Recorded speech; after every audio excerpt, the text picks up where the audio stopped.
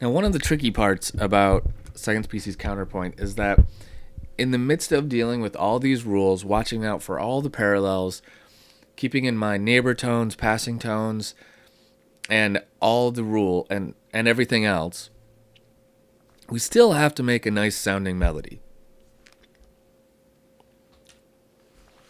And that can be rather tricky. So let's finish this one out. I'm going to do it two ways. The first way I'm going to do, let me just do it, and you'll see what I'm talking about. Okay, so let's go through here. So I have a C and a C and a G. What would go well with that G? Oops.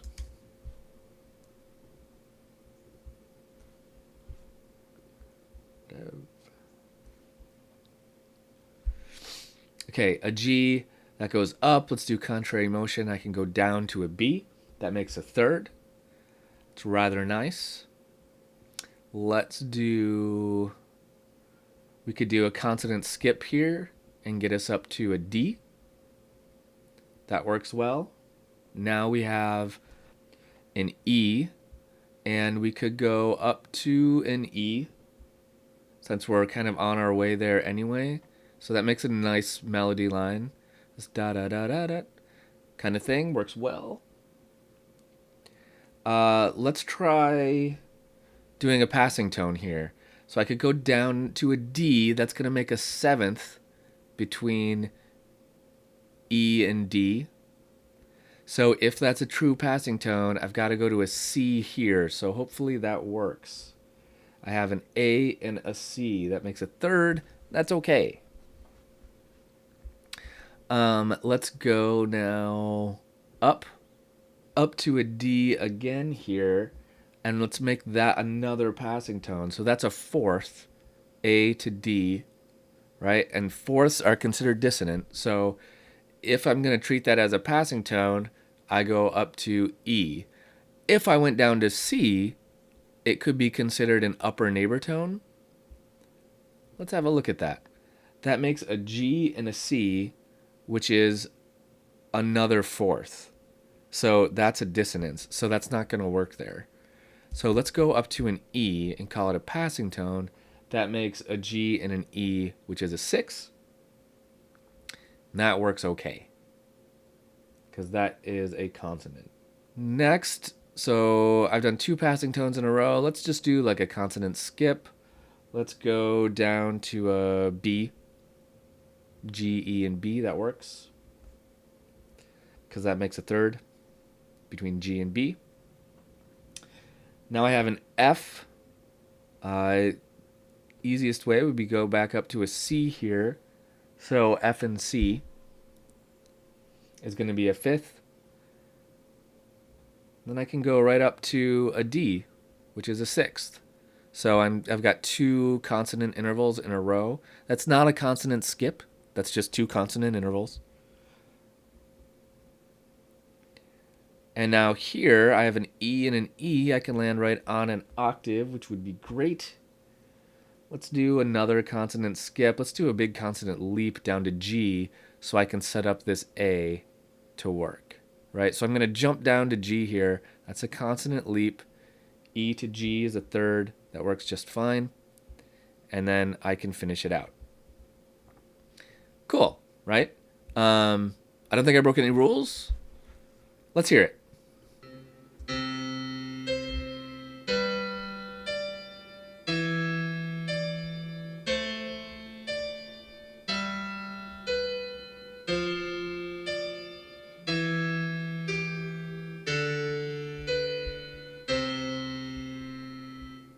So how'd we do?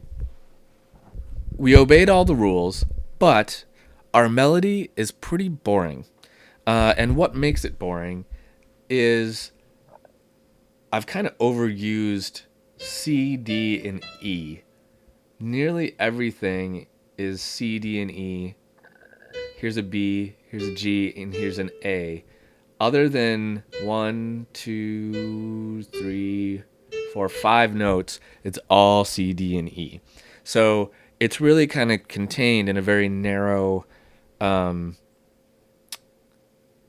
range of notes, just 3 notes that I'm using over and over and over, which tends to make not a great melody. So let's try that again. I'm going to keep my first and last 2 bars. And let's take a different angle with it. Let's now think about obeying all the rules, but let's also now think about the melody and making sure our melody comes across as nice and lyrical.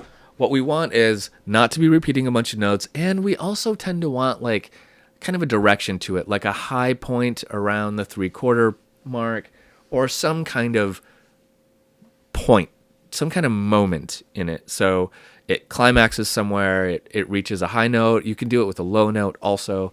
Something that shows a little more direction. Okay, so let's try it again. Here we go. So for this first note, let's go down again because we do like that contrary motion. We have a third. Now, right away, let's just get out of this CD stuff. Let's go down. So now I've got a second, so I'm on a passing tone, and I'm going to resolve it down to a G. E to G is a third. That works great. Let's go back up to that B, and let's see if we can kind of do a sequence kind of thing here. So we have a consonant skip. That's okay, because I have a third here and a fifth here. So those are both consonants. Now let's go. So I have an A and a C. I haven't overused anything yet. I've got a nice little line. We go down, we go up. So far, so good. Let's do, so A to C, A to A. How about another consonant skip? Kind of falling down again. So I have a G. What can I do to get down lower? I just kind of want to get away from these notes. Let's go to E. That makes a sixth. And then I can skip up, another consonant skip up to the G to make an octave. So another consonant skip. Then let's step into an A. F to A is a third. That's okay.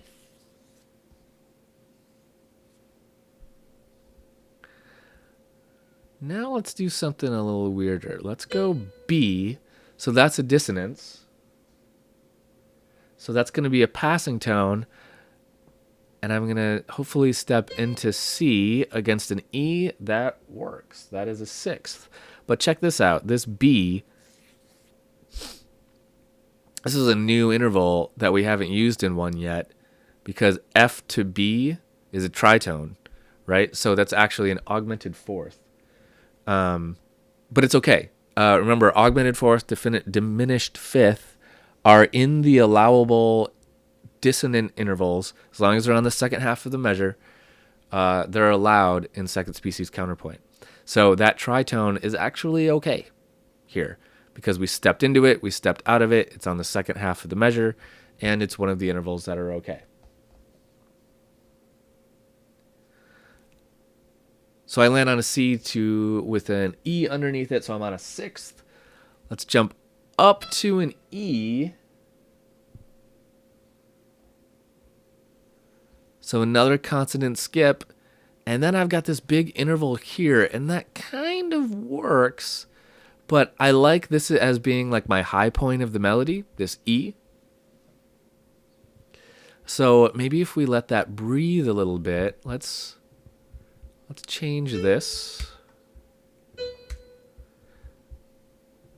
And let's see if we can just do a whole note on B. Oops. There we go. And I think that's going to work a little bit better because we have this melody that's going up and up and up and up and up, and it hits its high point, which is not crazy high, but it's the high point. It's the highest note of the melody. So it's got a nice direction there. And then it's going to fall down to this B, which is a sixth against the D, and then it's going to open out to the octave. I think it's going to work. I think it's going to sound nice. Let's hear it.